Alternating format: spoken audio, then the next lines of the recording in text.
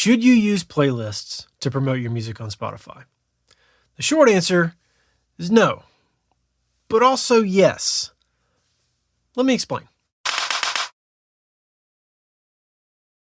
What's up, guys? It's Tom. Welcome back to the lab and welcome back to my life. Spotify playlist. This is a question I get a lot. Still to this day, even though a lot of my videos recently have been on advertising, direct marketing through Facebook ads, I still get asked about playlists a lot. And I genuinely believe that Spotify playlists still have a place in your music marketing strategy, but you've got to think about it from the right direction.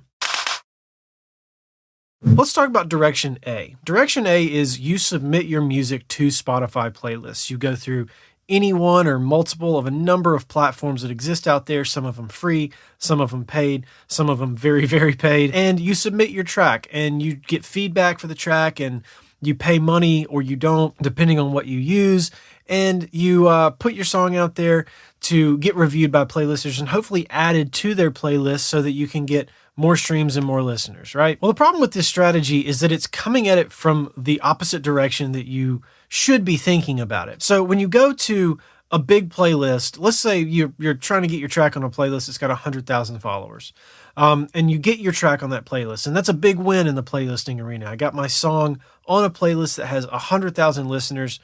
Awesome, go team. The issue with that is that most of those listeners on that playlist are not likely to pull your song and save it into their own library and then listen to it there. They're probably just going to consume your music on that playlist and not convert to longtime listeners or long-term listeners. And they're not going to follow your account either. They're just going to listen to your song in the context of all the other music around it.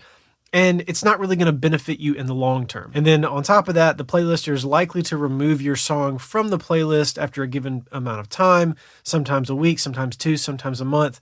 In very, very rare cases, you might have a playlist that keeps your song on there for a long time. And if that happens, that's great, but it's very, very rare. The odds of a high percentage outcome are very low given the amount of time, effort, and money that you're probably putting into trying to go about getting on playlists out of the gate as the initial step in your marketing strategy. But what about option B? Coming at playlists from option A is coming at it from the end, the opposite end of the spectrum.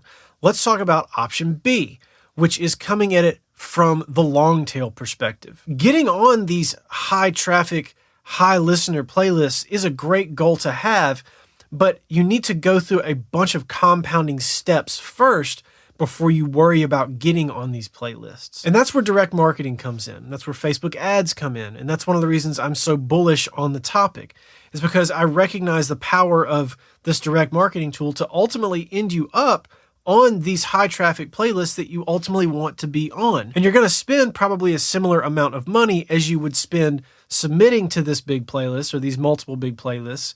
However, that spend, that money is going to be aggregated across a bunch of different levels of compounding and leverage that are going to get you to this playlisting point. So to walk through that cycle, spend your money on ads, you pay your money to market directly to listeners and potential fans of what you're doing. If done well, it will follow this cycle. You'll get a great release week. You will trip the release radar algorithm.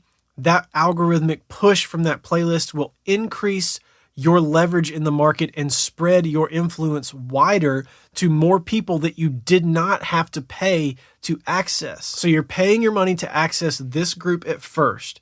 Release radar will push it out to this group, and you didn't have to pay to access all those extra people. Spotify did that work for you for free. After that, if your song does well here, it will get pushed out again to Discover Weekly.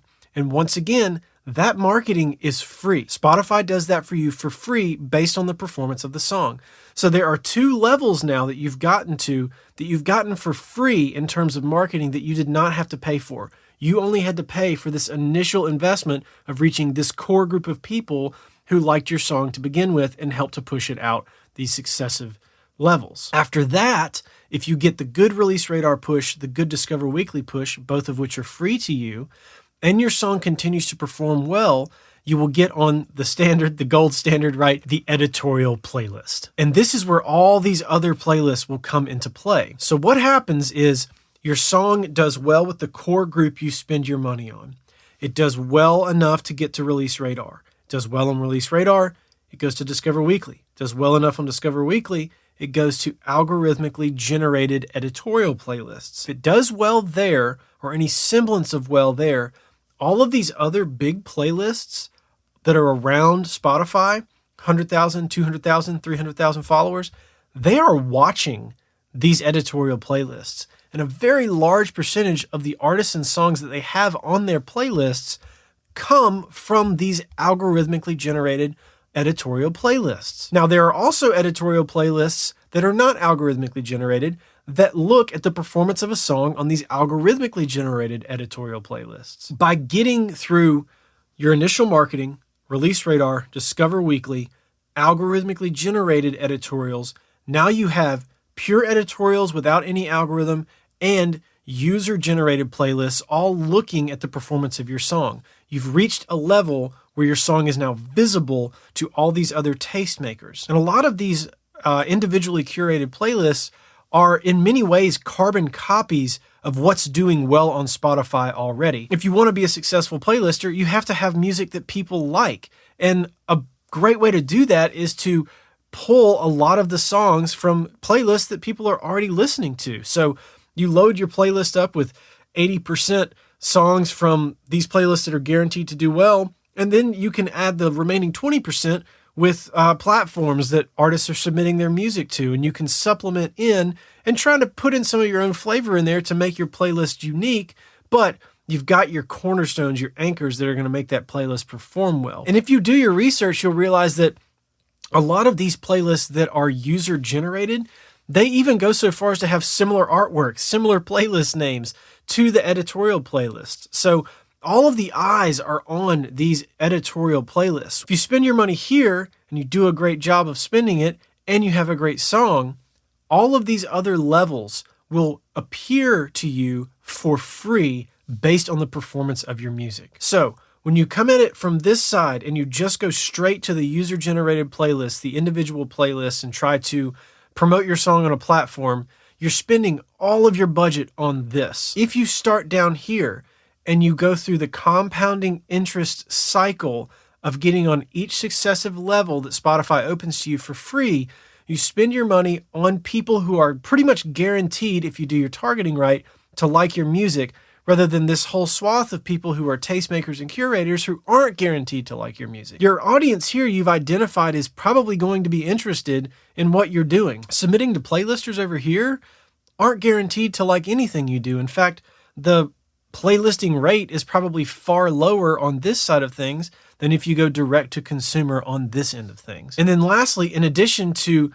getting through all of these levels of playlisting, you also have this really amazing long tail organic granular growth in the form of individual playlists made by individual users that they listen to in their own libraries. So I might find a song that I really love, put it in a playlist of my own that I haven't shared with anybody, and I listen to it all the time because that's my playlist. It's the songs that I like, and I love your song, and so it's in my playlist. And if I like it a lot, I'm likely to share the song with my friends and to tell them about it. And that one-on-one engagement, that recommendation, that is the engine that drives discovery of new music, and that is the engine that drives growth as an artist. So when you go straight to playlists, you miss out on all of that one-on-one engagement and friends telling each other about your song and stuff. It may happen, but the odds are really low. If you go this side, the odds are very high that you're going to capitalize not just on that granular activity, but also those successive levels of playlisting options and growth